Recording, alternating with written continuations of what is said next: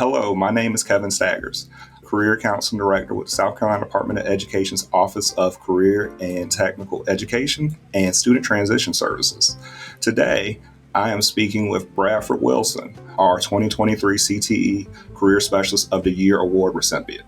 Mr. Wilson is a career specialist at H.E. McCracken Middle School in Bluffton, South Carolina. He has been pivotal in providing his students with a variety of career exploration opportunities. Brad, how are you doing today? I am doing great. Thank you so much for having me on today. Could you share with us a little bit about your work at H.E. McCracken? Yeah, so here at H.E. McCracken Middle School, this is a new program that they started a couple of years ago here in Beaufort County, working with the middle schools. All of our high schools have them, and 4 of our middle schools have them, and I'm one of them. And we do a lot of really cool things, especially for our 8th graders. That's our main focus as they're getting ready to transition into high school. I think one of my favorite things we do is we do a American-German International Career Symposium with my good friend in Heidelberg, Germany, Matthias Schwartz. They're at the Julius Springer Career Center. And he has a lot of students that have internships and apprenticeships with BMW and Audi. And so my kids jump on a Zoom with him twice a year, once in the fall, once in the spring. And they get to talk about they talk about life, but then the different career paths that the students can take and the difference between America and Germany. And as it's a global economy, everything is very similar. And so the kids are like, I can't believe it's like it is. And so that's one of the coolest things I think the kids get to do.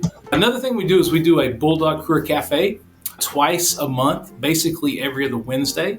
Low Country Community Church, I have a good relationship with them here in town, and they come in and they bring the kids snacks and drinks. And then I have a professional from each of the 16 career clusters come in and they get to speak to the students. And thankfully, this is a tremendous community with lots of good, hardworking folks, and they come in and they get to give the kids some real life experiences and tell them how they got to where they are. And so kind of open up the students' eyes doing that. So that's a really exciting things the kids get to do. One thing that I do that I think is very important, I meet with all 290 of our 8th graders and I go over their CCIS results so that when they get ready to take their IGP with their counselor, they can know the programs offered at the high schools and they know how they scored and what might be a career interest for them so that we get them on the right path right out of the gate. So I think that's a pretty cool thing that we do. And then I guess I'll end with talking about the Maritime Center here at the Port Royal. We're on the coast, so we have a good relationship with them. They come in and they teach every 8th grader through their science class. Last year they did a King Tides presentation. This year they're going to come in and they're going to talk about how the students can have a career in the maritime field, in the marine science field rather. And so they're going to talk about that, and then 30 kids will be selected to go on the boat ride with the Department of Natural Resources, which I think is going to be a lot of fun for those kids. Yeah. And so that's just some things we're doing here. Perfect. This is a 2-part question. What's the most rewarding part of your job, and how does it feel to be recognized by your peers? Okay, so first of all, the most rewarding part is to go out in the community and see a student gainfully employed and doing something that I've taught them how to do. Maybe they're a police officer, maybe they're a sheriff's deputy, maybe they're a lawyer. So that's one of the most rewarding parts for me is to go out and see these kids that maybe their eyes were opened at some point that of an opportunity that I gave them to learn and see them working in the community.